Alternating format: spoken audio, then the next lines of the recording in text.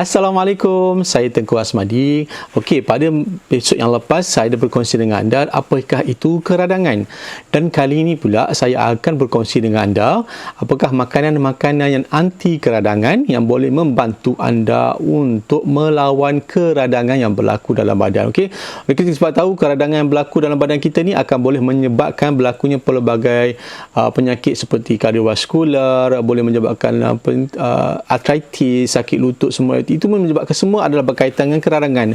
Oleh itu dalam pemakanan seharian kita ada makanan-makanan yang sangat-sangat berkhasiat yang mempunyai mempunyai khasiat sebagai anti keradangan. Salah satunya adalah tomato. Tomato ni sangat-sangat bagus sebagai satu anti keradangan.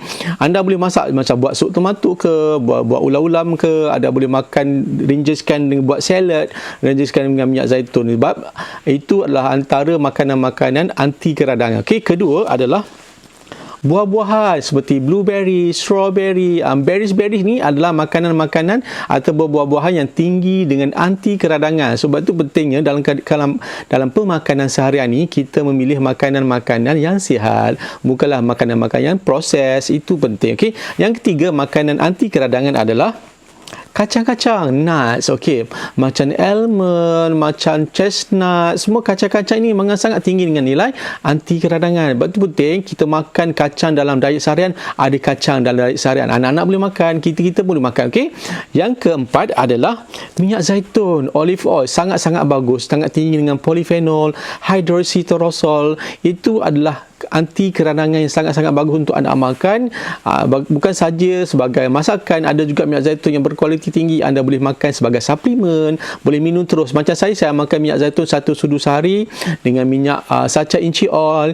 Betul-betul dua makanan inilah makanan anti keradangan. Superfood kita ambil, sacha inchi oil ada superfood, minyak zaitun ada superfood yang mempunyai nilai nutrisi yang sangat-sangat bagus, bukan saja anti keradangan tetapi juga antioksidannya sangat-sangat tinggi. So sangat-sangat bagus untuk kita amalkan. Yang kelima adalah daun-daun hijau seperti spinach ke, kale ke, macam-macam lagi. Banyak sangat lagi daun-daun hijau. Macam kita macam makanan tempatan kita pun, kangkung ke, bayam ke, yang saya sebutkan tadi, sayur-sayur biasa kita ada macam sawi semua. Tumbuhan-tumbuhan ni daun-daun hijau ni sangat tinggi dengan anti-inflammation ataupun anti keradangan. Itu penting kita makan sayur setiap hari. Perlu ada sayur dalam hidangan kita setiap hari. Macam kita amalkan makanan menu suku-suku separuh tu, separuh adalah kita punya sayur-sayuran dan buah-buahan. Sebab benda ni adalah anti keradangan. Itu penting. Kita kan tak nampak kan. Sebab itu kita penting kena tahu apa yang kita makan, apa nutrisi yang diberikan oleh makanan kepada badan kita. Okay? Yang keenam adalah fatty fish ataupun macam ikan salmon ke, macam ikan-ikan yang ada sekarang ni, tak kisahlah, ikan kembung pun boleh, ikan tuna pun boleh, mackerel ke kita panggil biasa, macam ikan sardin tu, bukan sardin tin ya, sardin yang segar tu boleh kita makan, kita masak secara sihat. Itu semua adalah makanan-makanan yang sangat tinggi dengan anti keradangan. Bila dah tahu makanan mana yang menyumbang kepada kesihatan anda kena lebihkanlah makan. Dan juga saya nak kongsikan dengan anda apakah makanan-makanan yang menyebabkan keradangan berlaku.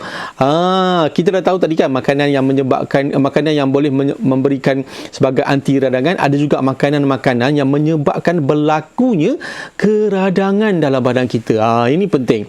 So kita tahu makanan yang menyebabkan berlaku keradangan adalah makanan yang bergoreng, macam kentang goreng, macam nugget goreng. Semua makanan-makanan bergoreng ni akan menyebabkan berlaku keradangan. Kalau kita mengamalkan selalu makanan-makanan yang sebegini, akan menyebabkan dalam jangka masa panjang je, itu akan menyebabkan berlakunya macam kolesterol, darah tinggi, semua tu. Itu kita kena hati-hati. Boleh makan tapi secara moderate ataupun sesekali. Okay? Yang kedua, makanan yang menyebabkan berlaku dia punya keradangan adalah minuman berkarbonat, soda-soda ni memang sangat tinggi dia punya nilai yang menyebabkan berlakunya keradangan kepada badan kita. So kenalah kurangkan. Macam saya, alhamdulillah, minuman soda ni saya sangat jarang minum. Kalau minum pun sesekali saja, mungkin setahun sekali 2 kali kalau nak terasa nak minum kan.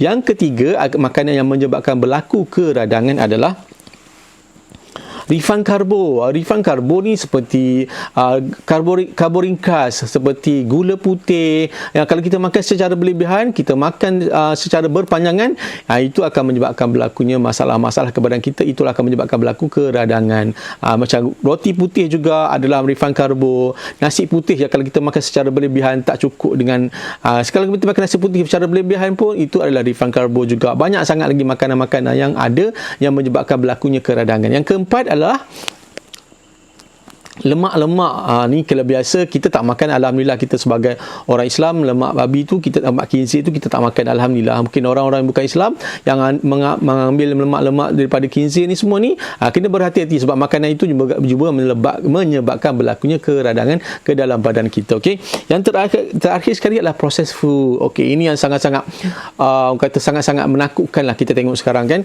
Bila makan dengan fast food adalah processed food lah, makanan yang diproses awal-awal kan, jajan semua, everything semua tu. So kenalah kurangkan makanan proses ni. Makanan proses ni kalau kita makan dalam jangka masa yang panjang, kita tak jaga diet kita lain, kita tak makan buah-buahan, kita tak ambil macam sayur-sayuran, kita tak amalkan minyak zaitun, mungkin kita tak amalkan sacha inci oil sebagai makanan yang anti keradangan, itulah menyebabkan berlakunya keradangan dalam badan kita. Itulah akan menyumbang kepada kesihatan kita. So anda dah tahu apakah makanan yang anti inflammation dan juga apakah makanan yang menyebabkan inflammation.